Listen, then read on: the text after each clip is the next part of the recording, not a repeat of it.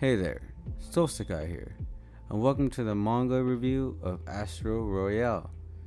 This time we'll be going over Chapter 3, but before we continue, let's go over a small recap from the last chapter. In the previous chapter, Hibaru woke up from his slumber with Terasu bringing him up to speed on the situation with the Hawk faction's actions. Upset, Hibaru runs up to HQ to resolve the situation. Upon his arrival, Shio orders his men to kill them both, only for Hibaru to retake the family HQ and sending his faction running with their tail between their legs. When witnessing Hibaru's Astro and ending the chapter with Hibaru giving the supplies to the locals in need. With that out of the way, let's continue with Chapter 3, shall we?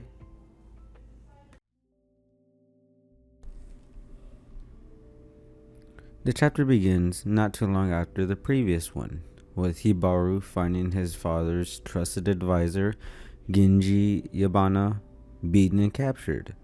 Hibaru notes that he was captured, with Genji apologizing saying he was outnumbered, which afterwards they untie him and Genji is impressed to hear that they both retook HQ chasing out the Hawk faction. Hibaru then brings up that the faction also wanted to eliminate them, asking for more information on what's going on. Genji informs them that a rebellion has started 2 years ago since the crash of the meteor, with Shio being the one to set it off, with the other siblings joining the rebellion, establishing their own bases.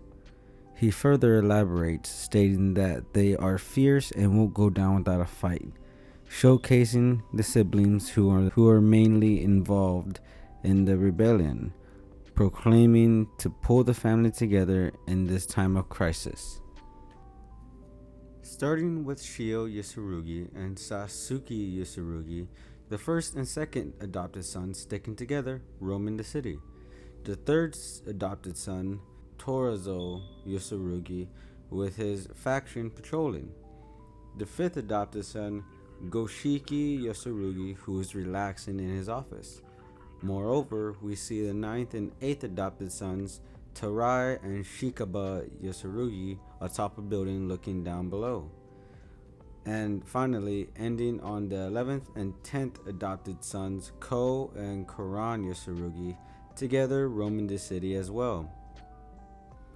Genji then reveals that the proclamation was just a front, and that each sibling disliked the idea of Terasu being in charge. Being the main cause of rebellion, each of the siblings is having their sights set on the title of boss, overthrowing Terasu, leaving Hibaru shocked and Terasu looking as if he expected it. Terasu then asks Genji if he has the armory key. When answering yes, they move down below to the armory with Terasu explaining their odds, stating that Shio's faction outnumbers them, having the advantage with 500 members. Roughly, other factions have 100 to 200 members, whereas they only have 10 members at best in Hibaru's faction, leaving them sorely outnumbered.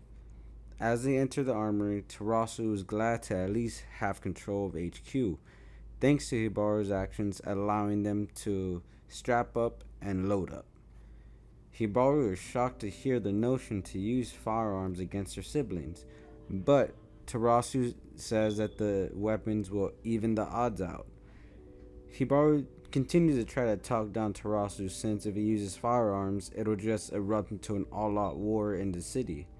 With dead eyes, Terasu interjects, saying that the world has changed while he slept, and if he's too much of a coward to end them, he will.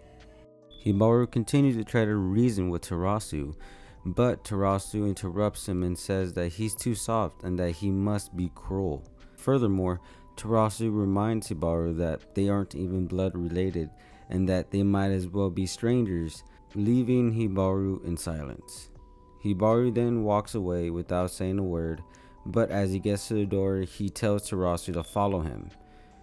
Nervous, as they make their way through the courtyard into a nearby dojo. As they enter, Hibaru reminisces on old times when their father trained them, but Hibaru adds that they have a set of rules, codes.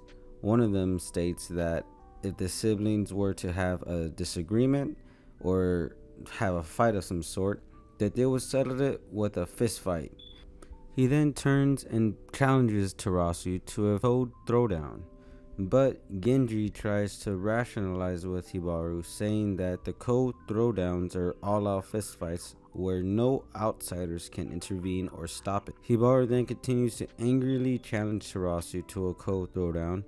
However, Terasu questions if he intends for them to take each other out here and now.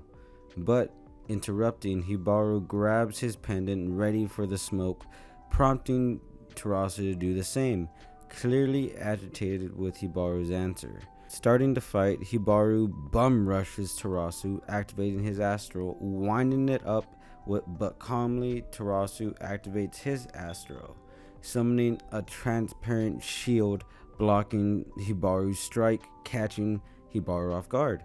Recalling that he told Hibaru that he wasn't the only one to gain an Astro. Terasu then shifts the shield Astro to the left, giving himself an opening while telling Hibaru that he gained it wishing for the ability to protect the gang.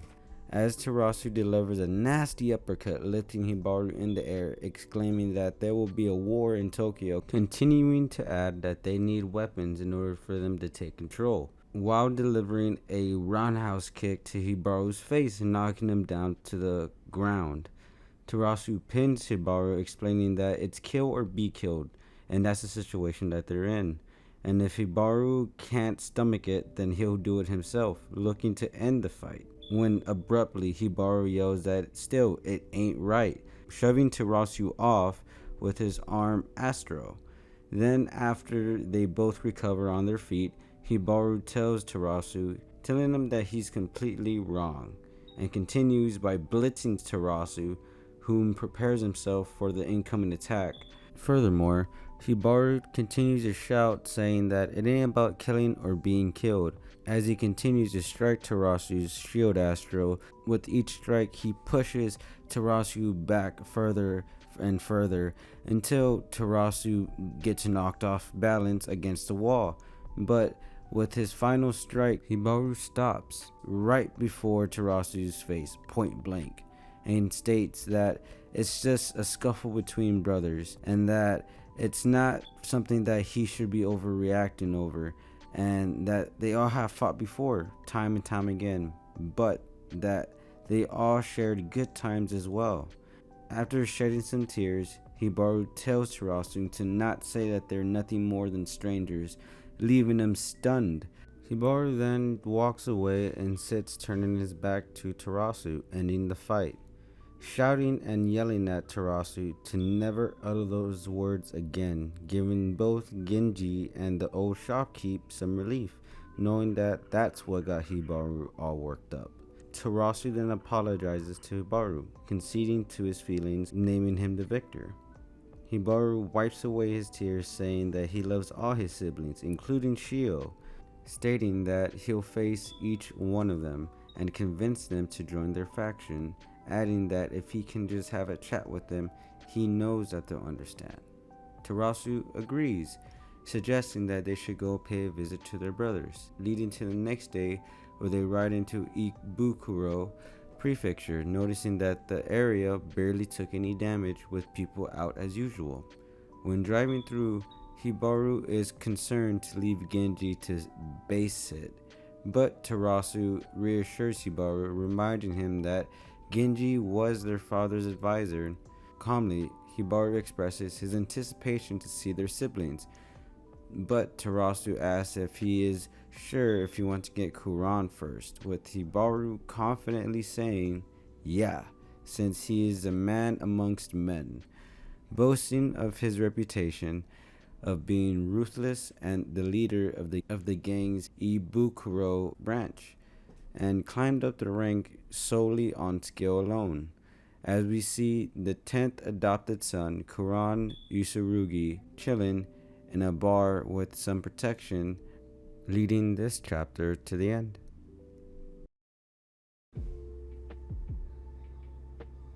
Hey there.